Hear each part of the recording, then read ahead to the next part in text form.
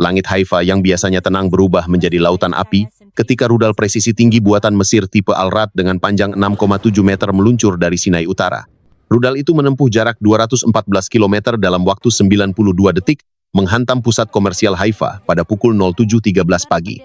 Ledakan dengan daya hancur setara 500 kg TNT mengguncang radius 2 km, memecahkan kaca dari 143 bangunan di sekitar distrik. 3 kompleks bisnis langsung runtuh, sementara kobaran api naik setinggi 120 meter. Dalam 5 menit, suhu di area serangan meningkat hingga 640 derajat Celcius. Lebih dari 270 kendaraan terbakar, dan 1.200 warga terjebak di bangunan beton yang runtuh. Sirene pertahanan udara berbunyi 47 detik setelah ledakan, terlalu lambat untuk mencegah korban. Otoritas Israel mengirim 38 unit pemadam, tapi hanya 26 yang berhasil mencapai lokasi akibat jalan tertutup reruntuhan. Asap hitam menutupi langit sejauh 19 km, terlihat dari Tel Aviv. Dalam waktu singkat, pusat ekonomi Israel Utara berubah menjadi neraka terbuka, menandai awal babak baru konflik regional. Puluhan warga sipil dilaporkan terjebak di dalam reruntuhan gedung pusat perbelanjaan yang memiliki tinggi 12 lantai. Ledakan pertama terjadi pada pukul 08.17, menciptakan gelombang kejut sejauh 3,2 km. Sebanyak 37 unit pemadam kebakaran dikerahkan bersama 14 ambulans dan 6 tim medis lapangan. Api membakar hampir seluruh lantai bawah gedung. Suhu mencapai 620 derajat Celcius. Para petugas bekerja tanpa jeda selama 4 jam pertama, mencoba menembus puing beton setebal 40 cm. Sementara itu, 180 warga dievakuasi ke lapangan terbuka yang berjarak 500 meter dari lokasi ledakan. Suara jeritan terdengar di antara sirene yang meraung tanpa henti. Kepulan asap hitam menutupi langit hingga ketinggian 1.200 meter, menghalangi helikopter penyelamat mendekat. Tim penyelamat menggunakan 9 alat berat untuk mengangkat puing-puing, namun beberapa peralatan rusak akibat panas ekstrem. Pemerintah Israel mengeluarkan pernyataan resmi singkat berdurasi 62 detik, menegaskan fokus pada penyelamatan warga. Namun laporan lapangan menunjukkan kebakaran masih meluas ke 4 blok komersial lain. Seorang saksi menyebut suara ledakan kedua terdengar pukul 08.43, memicu kepanikan baru. Dalam waktu kurang dari 30 menit, lalu lintas di seluruh pusat kota lumpuh. 23 mobil pemadam terjebak di antara kendaraan sipil yang ditinggalkan. Petugas lapangan melaporkan visibilitas hanya 8 meter. Asap pekat membuat komunikasi radio terganggu, menyebabkan koordinasi penyelamatan tertunda. Dalam kekacauan itu, Haifa seolah tenggelam dalam gelap, dan setiap detik berarti serangan ini menjadi pesan keras bahwa sistem pertahanan Israel tidak sekuat yang diklaim. Rudal Mesir tipe Al-Nasr 300 dengan jarak jangkau 320 km menembus radar Iron Dome dalam waktu 37 detik. Ledakan itu menghancurkan 3 menara komunikasi utama, memutus sambungan lebih dari 280.000 pengguna. Listrik padam di 11 distrik, dan menyebabkan gangguan lalu lintas sepanjang 12 km. 2 rumah sakit besar kehabisan daya cadangan setelah 6 jam, memaksa evakuasi 190 pasien. Lebih dari 420 bangunan komersial terbakar dan 100 personel penyelamat dikerahkan. Media internasional menayangkan gambar kehancuran itu selama 48 jam berturut-turut, menampilkan Haifa sebagai kota tanpa sinyal, tanpa arah. Masyarakat kehilangan komunikasi. Ribuan keluarga terpisah. Jalan utama ke pelabuhan utara tertutup reruntuhan baja setinggi 3 meter. Tim pemadam kebakaran melaporkan suhu mencapai 780 derajat Celcius di titik pusat ledakan. Dalam 24 jam pertama, jumlah korban mencapai 212 jiwa, termasuk 67 anak. Operasi evakuasi dilakukan tanpa komunikasi satelit karena antena rusak total. Pemerintah hanya dapat mengirim bantuan darurat melalui jalur udara menggunakan 9 helikopter CH-53 Yasur yang beroperasi. Dunia menyaksikan betapa rapuhnya kota modern ketika sistem keamanan gagal menahan kekacauan. Serangan rudal Mesir dengan panjang 6,5 meter dan berat 920 kg menghantam Haifa pada ketinggian 11.000 kaki. Ledakan yang tercatat sebesar 2,1 ton TNT menghancurkan 4 blok bangunan sekaligus. Lebih dari 370 petugas pemadam dikerahkan, namun hanya 62 unit kendaraan yang dapat beroperasi karena pasokan bahan bakar terputus. Suhu di pusat kota mencapai 780 derajat Celcius, cukup untuk melelehkan baja.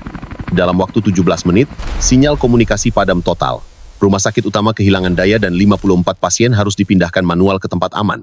Psikolog mencatat 600 kasus trauma akut dalam 24 jam. Jeritan anak-anak terdengar hingga radius 3 km.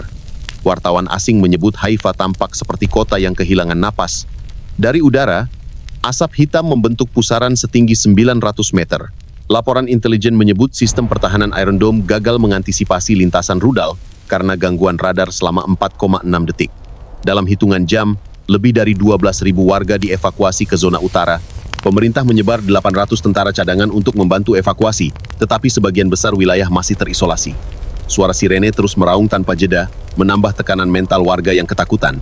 Para ahli menyebut Haifa kini menjadi laboratorium psikologis dari ketakutan kolektif. Dalam kegelapan, hanya pantulan api yang menerangi reruntuhan, seolah neraka turun ke bumi di bawah langit Israel yang terbakar oleh neraka. Kementerian Pertahanan Israel akhirnya mengakui bahwa serangan rudal Mesir pada Haifa merupakan serangan paling parah di wilayah utara dalam 2 dekade terakhir. Sebanyak 3.200 personel cadangan langsung dikerahkan ke lokasi, dengan 112 unit kendaraan militer dan 48 ambulans menembus kota yang terblokir. Namun operasi penyelamatan terhambat oleh runtuhan dan kemacetan total di jalan utara. Sekitar 70% jalur utama menuju pusat Haifa tidak dapat dilalui, menyulitkan pasokan air dan bahan bakar. Lebih dari 900 petugas pemadam bekerja tanpa henti selama 12 jam, namun api belum dapat dikendalikan. Rumah sakit Rambam melaporkan kapasitas penuh dengan 475 korban luka bakar dan asap. Pemerintah sementara membangun 3 posko darurat dengan kapasitas 500 orang per pos. Di lapangan, koordinasi terhambat karena sistem komunikasi radio rusak akibat gelombang panas. Banyak relawan datang dari Nazaret dan Acre, membawa air, makanan, serta obat-obatan. Sekitar 18.000 penduduk mengungsi ke pinggiran kota. Banyak yang kehilangan rumah akibat ledakan berantai. Sementara itu, unit insinyur militer memasang penyangga sementara pada 21 gedung yang terancam runtuh. Malam itu, Haifa dipenuhi cahaya lampu darurat dan suara sirene. Di udara, 6 helikopter Black Hawk berputar untuk memantau kebakaran dari ketinggian 400 meter. Kementerian menyebut kerugian sudah mencapai sekitar 480 miliar shekel, menjadikannya bencana sipil terbesar dalam sejarah modern Israel.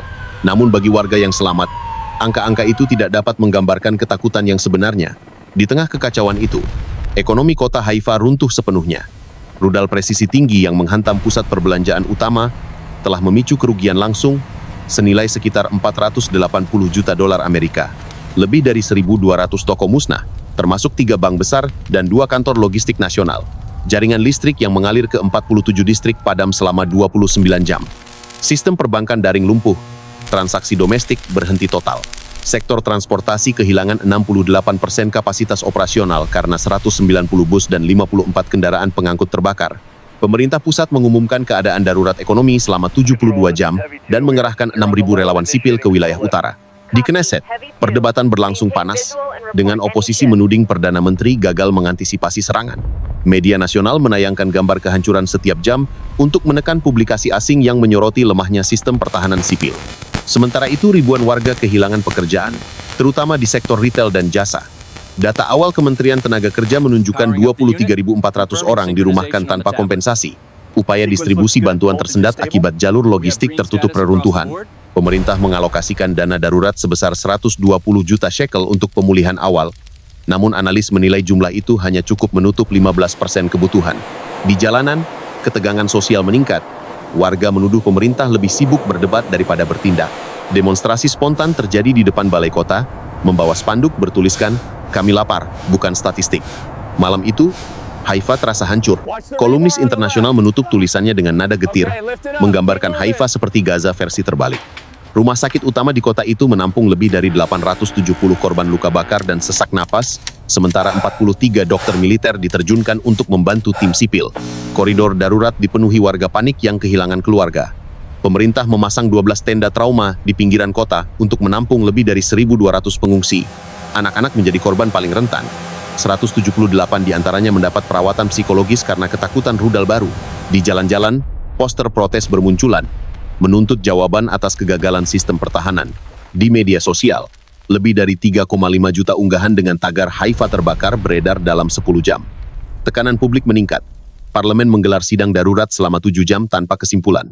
Sementara itu, Kementerian Luar Negeri Mesir menegaskan, serangan rudal presisi berkaliber 900 mm itu merupakan respons sah terhadap pelanggaran gencatan senjata. Pernyataan resmi Kairo disiarkan di 17 jaringan berita internasional, menegaskan setiap peluru akan dijawab dengan presisi. Dunia diplomatik terguncang, 9 negara menyerukan penahanan diri dan penghentian eskalasi. Namun di lapangan, Haifa masih berjuang melawan kepanikan. Petugas medis bekerja tanpa istirahat selama 36 jam, bergantian menyelamatkan korban dari reruntuhan. Suara sirene dan tangisan anak-anak menyatu dalam malam yang sunyi. Sementara Washington menggelar rapat darurat dengan sekutu-sekutunya, dunia menatap dengan cermat apa yang terjadi di Haifa. Dalam waktu kurang dari 6 jam setelah rudal Mesir tipe Al-Nasr diluncurkan, sistem ekonomi Israel mengalami guncangan besar. Pasar saham Tel Aviv turun sebanyak 18,7%, angka terburuk dalam satu dekade.